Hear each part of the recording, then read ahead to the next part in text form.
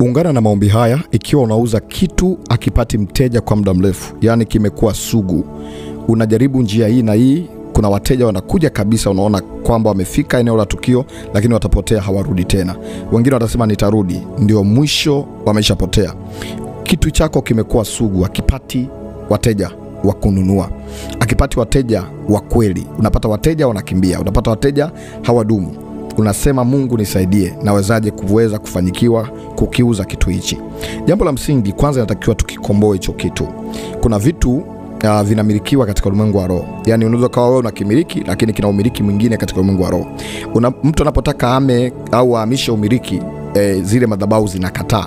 Unaweza kawa na kitu unaona cha kawaida ulikinunuaga na wewe ukahisi ni cha kawaida, lakini kumbe katika ulimwengu wa roho kuna utawala unaozuia mtu mwingine kumiliki kitu hicho. Unaweza kawa na bidhaa yako ikakaa muda mrefu haionekani, kumbe kuna mtu alikuja aliponunua moja au alipochukua kimoja akateka zote, akasema hizi ni za kwangu, hazitapata mteja. Unaweza kawa na kitu chako unakiuza, una ardhi, una nyumba, kuna mtu akaja akakamata udongo akasema ninateka hapa, ni kwangu, na pamiliki, na pachukua hapa, ni kwangu. Kuna wakati mwingine unaweza kawa ukakutana na mtu akaja akaonekana kama anataka nunue, baada hapo akapasemea vibaya mahali hapo, mahali hapafai, sio mahali pako hivi na vile, maneno akawa mengi. Yale maneno ukaona ni ya kawaida, lakini kumbe amebeba unabii katika ulimwengu wa roho.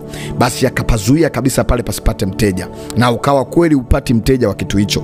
Unasumbuliwa na shida hiyo, upati mteja wa kitu chako, na hata akija hanunui, na jambo hilo limekuwa la muda mrefu. Yani umekuwa na usugu au umekuwa na tatizo sugu la hicho kitu kuuzika. Leo nakiombea na utaenda kuona Mungu anakupa wepesi, kitapata mteja kwa jina la Yesu. Basi hivi ndivyo namna ambavyo inatakiwa tuombe. Jambo la kwanza, tunaenda kukomboa na tunaenda kukutakasa. Bwana Mungu, tunakuja mbele zako.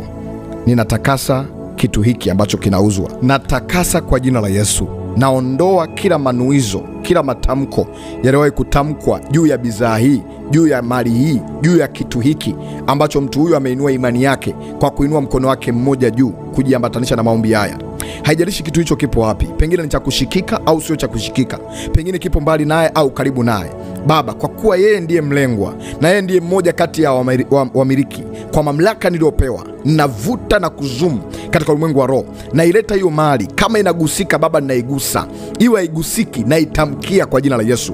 Neno hili litaenda kufufua, naenda kutakasa kila mkuu wa giza ambaye anakaa na kumiliki, na amuru atoe mkono wake. Kila nguvu za giza ambazo zimeweka ulinzi ili kwamba kitu hicho kisiweze kupata nuru, kisiweze kuonekana, naondoa hizo nyota za kipepo, naondoa uchawi na uganga, naondoa mazindiko, naondoa makafara na mapepo. Toka kwa jina la Yesu, toka kwa jina la Yesu. Pepo la kukataliwa, pepo la kucheleweshwa, kama unavyonisikia kwa kuinua mkono wako huo juu, la bosi ya baya, natuma nguvu ya Mungu sasa. Natuma malaika waliozamu waje hapo walipo, wakutakase mikono yako. Hiyo nuksi na gundu ambayo umeunganishwa nayo ikuachie. Ewe pepo la nuksi, ewe pepo la kucheleweshwa, ewe pepo unayezuia mikono hiyo isipokee fedha, isipokee mali, isipokee kiwango kikubwa cha pesa.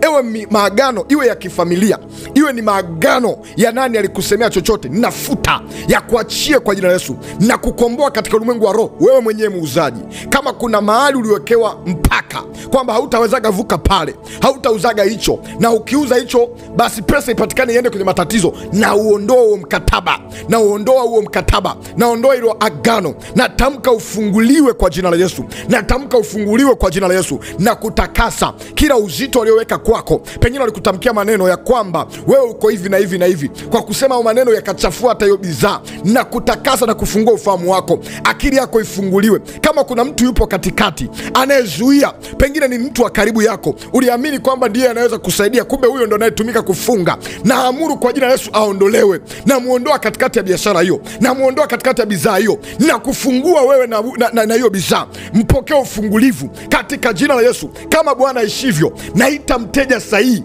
na muite kutoka pande kune za dunia, haijalishi ametoka wapi, na mconnect na wewe, na mconnect na wewe, hicho kitu kipate mteja, hicho kitu kipate mteja, tena mteja mzuri atakayefika kwa dau zuri. Na atamka kwa jina la Yesu, neno hili liwe unabii kwako. Kama Mungu aishivyo, kabla ya muda ambao ulikuwa umeutarajia, Mungu akutendee muujiza, Mungu akufanyie wepesi, Mungu akufanyie wepesi, ukakasi na uzito. Toka, toka. Roho ya pepo sugu na kutokupata mteja na liondoa. Gundu na mikosi toka kwenye bidhaa hiyo, toka kwenye kitu hicho, toka kwa jina la Yesu. Na komboa kwa mamlaka ya jina la Yesu. Pokea ukombozi, sema amen. Pokea ukombozi, sema tena amen. Natamka ukombozi kwako, natamka ushindi kwako, na kutamkia ukauze hiyo bidhaa, na kutamkia ukauze hicho kitu, na kutamkia ukapate mteja mzuri, tena akafike kwa kiwango unachokitaka. Natamka wepesi wa hiyo biashara, natamka wepesi wa hiyo biashara, natamka nuru na kibali, nyota yako ing'ae. Pokea nyota kwa jina la Yesu. Pokea kibali kipya. Kuanzia sasa usio wa kawaida. Mungu afungue ufahamu wako, akukutanishe na mtu sahihi, akukutanishe na mtu atakayekuwa sahihi katika biashara hiyo, katika hicho unachokiuza. Pokea, pokea, pokea, pokea. Neema hii iwe kwako. Nimefuta kila hila, nakomboa sura yako, navua sura ya kwanza iliyokuwa na ukakasi, kushindwa ulikowahi kushindwa, naondoa kwa jina la Yesu. Natabiri, pokea wateja, pokea kibali, na iwe kwako kwa jina la Yesu. Mungu akubariki. Naitwa mwombezi Pastor Godwin Ndelwa, na hakika Mungu atakusaidia na utaenda kupokea mteja kwa muujiza vile ukutarajia. Kuna watu waliondoka, walikuwa naona mahali hapa pafai au kitu hicho hakifai, watarudi tena, watarudi kweli kweli, watafunguliwa ufahamu wao. Na wewe kuna vitu ambavyo ulikuwa umefungwa ufahamu utaenda kufunguka. Kuna mambo utayafahamu ya sirini, kuna siri zitaenda kufichuka, alafu utaona mkono wa Mungu nani alikuwa anakwamisha biashara hiyo. Mungu akubariki, akutendee mema. Unatamani kuwasiliana nami moja kwa moja, unipe ushuhuda Mungu ametenda nini? Karibu kwa namba ya WhatsApp. Maombi haya yarudie mara kwa mara, yaombe kama dozi. Amini tu, omba sala hii, alafu utanipa ushuhuda. Kitauzika mtu wa Mungu, utamtukuza Mungu, utasema Mungu, hakika nimeuona mkono wako, nilicheleweshwaga, na utukufu wa Mungu utamrudia. Unatamani kuwasiliana nami, namba hiyo inaonekana kwenye skrini yako iliyoandikwa WhatsApp. Ni namba rasmi ya kuwasiliana na mimi moja kwa moja kwa njia ya WhatsApp. Kwa njia ya mitandao ya kijamii, YouTube channel Maombi ni Dawa. Karibu kwa kusubscribe ili uwe mmoja kati ya wanafamilia. Lakini TikTok ni kwa kuandika Maombi ni Dawa. Kama uko kwenye akaunti ya Maombi ni Dawa wakati huu, basi uko mahali sahihi. Bonyeza alama hiyo ya kusubscribe, ya kufollow ili uwe mmoja wa wanafamilia. Ubarikiwe. Namba ya sadaka ni hiyo iliyoandikwa sadaka. Barikiwe. Mungu akutendee mema.